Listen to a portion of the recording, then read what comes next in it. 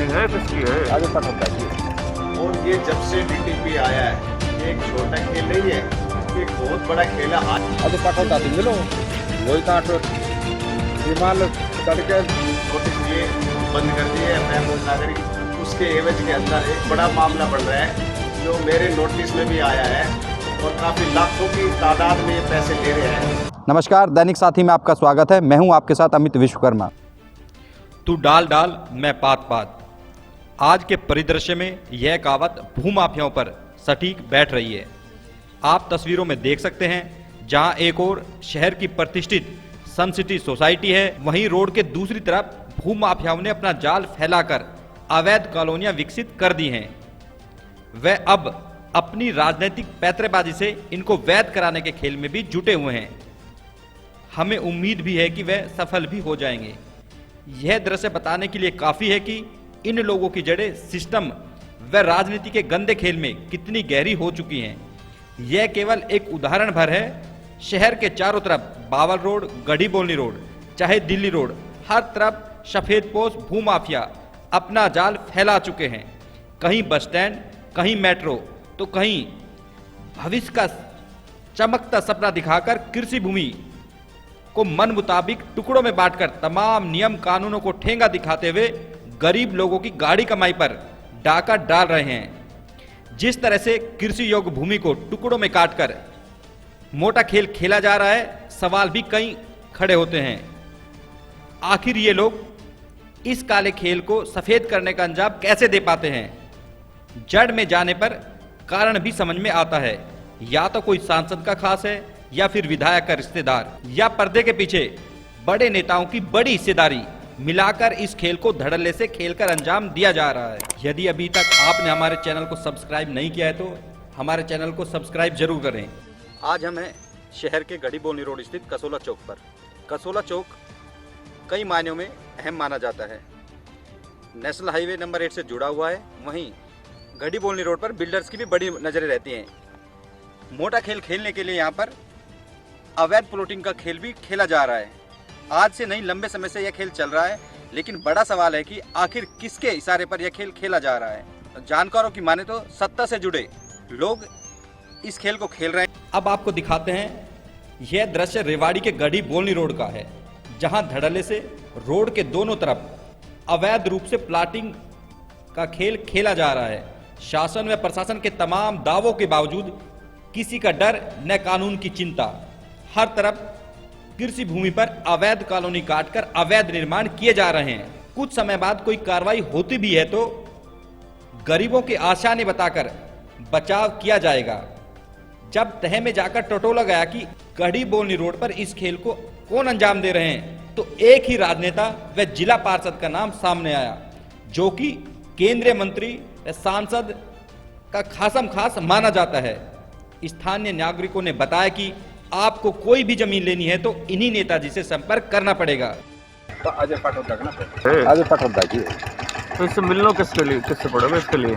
आगे पठोदा तुम मिलो वही काटो विमान करके आप ही काटा तो मैं आपसे कहूँगा दूसरी बीड़ी ले लेना। क्यों गाड़ी भाई? हाँ भाई, तो जैसे कोई काट रहा हो तो नाम ले जाएगा। यहाँ तो मैं जो पटोदा ही काट रहा हूँ, जितना काट रहा प्लाट। हाँ, या पुराने जो ये सारी कॉलोनी हुई ना काटी है पुरानी। अच्छा, मोटा पक्का मारा है इसका मतलब? हाँ, कह रहे हैं कि कोई। वहीं जब हमने आगे पड़ताल की तो समझ में आया कि नेताजी के साथ एक बड़ा भूमाफियाओं का ग्रुप काम कर रहा है, जो कि अपने सरपरस्त नेता की राजनीतिक गतिविधियों में हर तरह से भाग लेते हैं। इसमें मामला भीड़ जुटाने का हो। वहीं जब दिल्ली रोड पर आगे बढ़े तो वहां एक अन्य भूमाफिया इस खेल को धड़ल्ले से अंजाम देते नजर आया, जिसमें कुछ छुट भैये नेता व कुछ पार्षद भी शामिल हैं। वहीं कुछ पूर्व मंत्री के समर्थित लोग हैं। आगे आगे ऐसे बहुत सारे भूमाफियाओं के ग्रुप सामने आए, गढ़ी बोलनी रोड पर देख सकते हैं। लेकिन तस्वीरों को देखकर उनके यह दावे भी छलावे ही नजर आते हैं। हालात और ज्यादा गंभीर हैं। कुछ लोगों ने तो सीधे सीधे आरोप लगाए हैं कि भूमाफियागिरी का सारा खेल जिला योजनाकार कार्यालय की सरपरस्ती में चल रहा है। ये जो शहर के अंदर अवैध प्लॉटिंग का काम है, ये कोई छोटा काम नहीं है, एक बड़े खेल चल रहा है यहाँ पर। और पहले अवैध प्लॉटिंग होती है, फिर उन्हें नोटिस भेजा जाता है, उस नोटिस को फिर दबा दिया जाता है, उनको वहाँ जेसीबी चलाई जाती है, फिर रात को उनका पैचअप हो जाता है, उनके खिलाफ एफआईआर लॉन्च नहीं होती, नंबर 1। और इस तरह का मामला चल रहा है डीटीपी रेवाड़ी द्वारा, योजनाकार द्वारा उनके प्लाटों को आगे बोर्ड लगा दिया जाता है, दूसरे दिन बोर्ड हट जाता है। और ये जब से डीटीपी आया है, ये एक छोटा खेल नहीं है, एक बहुत बड़ा खेल है। हाल ही में अभी विजिलेंस, स्टेट विजिलेंस ने एक मामला पकड़ा है, इसमें बड़ी बड़ी मच्छियाँ पकड़ी गई। मैं कह रहा हूँ उससे भी बड़ा मामला रेवाड़ी में चल रहा है। डीटीपी या उसके कार्यालय द्वारा अन्य जो भी आदमी है वो फ़ोन कॉल करते हैं डीलरों को कि आपसे प्लॉट लेना है, हम इस कंपनी से बोल रहे हैं, इस कंपनी से बोल रहे हैं। वो प्लॉट दिखाता है और बात करता है, उसकी फ़ोन कॉल रिकॉर्ड करने के बाद उनसे कहा जाता है कि आपके खिलाफ मामला दर्ज करेंगे और ये एफआईआर लॉन्च होगी, आपने यहाँ कॉलोनियाँ काटी है। ऐसे कई कॉलोनियों में उन्होंने नोटिस दिए, बंद कर दिए, एफआईआर लॉन्च ना करी। उसके एवज के अंदर एक बड़ा मामला बन रहा है जो मेरे नोटिस में भी आया है, और काफ़ी लाखों की तादाद में ये पैसे ले रहे हैं, लोगों को डरा कर धमका कर इस तरह से पैसे ले रहे हैं। सरेआम जो है सरकार की धज्जियां उड़ा रहे हैं। ऐसे भ्रष्ट से भ्रष्ट अधिकारी यहाँ सीटों पे बैठे हैं और अभी फिर ये सलाह भी देते हैं कि इसको ऐसे कर लो, वैसे कर लो। डीटीपी जो ये खेल रच रहा है, और मैं कह रहा हूँ सरकार को अपनी छवि सुधारने के लिए अपील करता हूँ सरकार से, ऐसे डीटीपी कॉल डिटेल, उनकी सारे अफसरों की लोकेशन और किन से मिलते हैं, किन को नोटिस दिया, इनका ऑडिट कराया जाए। और जितने भी नोटिस दिए हैं उनके सब पे ऑडिट, और स्टेट विजिलेंस ने इनके खिलाफ इंक्वायरियाँ खोले, और दूध का दूध, पानी का पानी, इससे साफ हो जाएगा। और मैं कह रहा हूँ स्टेट विजिलेंस इतना अच्छा काम कर रही है इस मामले के अंदर, जो अभी हाल ही में पकड़े हैं, इससे भी बड़े बड़े मगरमच्छ बैठे हैं। वो तो एक छोटी सी मच्छी है, इससे बड़े बड़े मगरमच्छ बैठे हैं शहर के अंदर। और इस तरह से लोगों को लूटने का काम चला हुआ है, और लोग सस्ते के चक्कर में मकान लेते हैं, महंगा मिलता नहीं है, सस्ता लेते हैं, और योजनाकार आते हैं, उन पर पीड़ा पंजा जाता है, उनकी गाड़ी कमाई का नाश किया जा रहा है। और अगर छोड़ रहा है, जिसको मन में आए छोड़ दे, जिसको मन में आए मार दे, हालात ये चल रहे हैं। और सबसे बड़ा आरोप तो खुद जिला योजनाकार पर भी लगा दिया गया।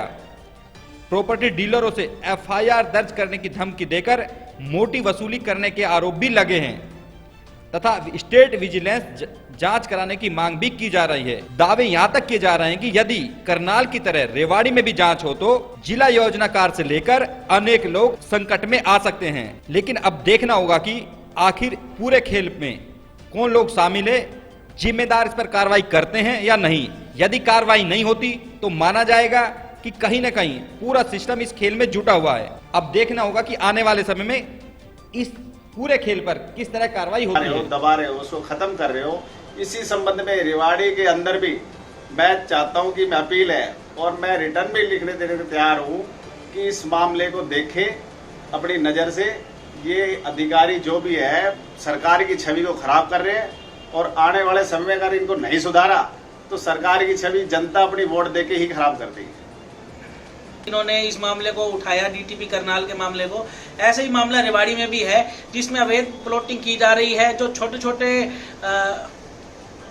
लोग हैं उनको कहीं ना कहीं दबाया जा रहा है, और जो बड़े बड़े जितने भी इसमें शामिल है, जिनकी सेटिंग है, वो कहीं ना कहीं बच पा रहे हैं। तो इसमें कहीं ना कहीं घालमेल हो रहा है, जिसको कहीं ना कहीं जांच इंक्वायरी, मेरी अपील है स्टेट विजिलेंस से कि जितनी भी अवैध प्लॉटिंग हो रही है उसकी जांच की जाए कि कितने के इन्होंने एक्शन लिया, कितनों के नोटिस दिया, और किस किस पे क्या क्या कार्रवाई करी। ये नोटिस देते हैं, उसके बाद कोई नोटिस पे कार्रवाई नहीं होती। बड़े बड़े मंत्रियों से, जो स्थानीय नेता हैं, उनसे डीलिंग हो जाती है। डीलिंग के थ्रू डील सेट हो जाएगी उनकी कि 15 लाख चाहिए, 20 लाख चाहिए, उसके बाद मामले को दबाया जाता है। तो कहीं ना कहीं इसके अंदर पूरा भ्रष्टाचार की बदबू आ रही है। इसकी जांच की जाए जी। बिल्कुल राजनीति के बिना कोई भी ऐसा नहीं है कि इनका सहयोग मिल रहा हो। बिना राजनीति के ये पॉसिबल नहीं हो सकता, क्योंकि सारे अधिकारी का जो पैसा है कहीं ना कहीं अधिकारी ऊपर मंत्रियों तक जाता है, तभी इनका बचाव होता है। छोटे लेवल से बात करूं तो छोटे से लेकर ऊपर मंत्री तक, केंद्रीय मंत्री तक इनका पैसा जाता है। इसकी मामले की जांच हो, अगर जांच होती है, कई मंत्री का नाम भी है, तो इसमें कोई हैरानी वाली बात नहीं होगी। क्योंकि मेरी दोबारा आपसे मैं आपके माध्यम से शत्रुजीत कपूर जी के बताना चाहता हूं, जो विजिलेंस के चीफ ब्यूरो हैं, कि इस मामले के रेवाड़ी भी डीटीपी के ऊपर भी जो डीटीपी ऑफिस है उनकी इंक्वायरी की जाए कि पिछले 2 साल के अंदर कितनी इनको नोटिस दिया, इनके डायरी रजिस्टर, डिस्पैच रजिस्टर से पता किया जाए कितने नोटिस दिए, कितनों पे कार्रवाई करी। तो इस पे कहीं ना कहीं जांच इंक्वायरी बिठानी चाहिए जी।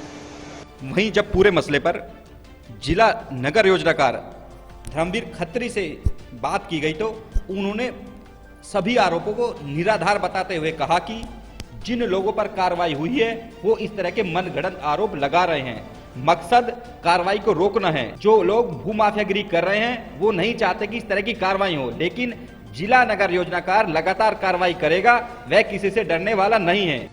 आप देख सकते हैं कि पिछले दिनों कुछ कार्रवाइयां हुई, लेकिन कार्रवाई भी सवालों के घेरे में। जिस तरह से इक्का दुक्का लोगों के घर या निर्माण तोड़ दिए गए, लेकिन इस तरह के निर्माण को से नजर चुरा ली गई, तो सवाल खड़े करता है। अब देखना होगा कि जिला नगर योजनाकार अपनी साख बचाने के लिए ऐसे लोगों के खिलाफ भी कार्रवाई करता है या यूं ही आम लोगों के पर कार्रवाई कर अपनी पीठ थपथपाता रहेगा।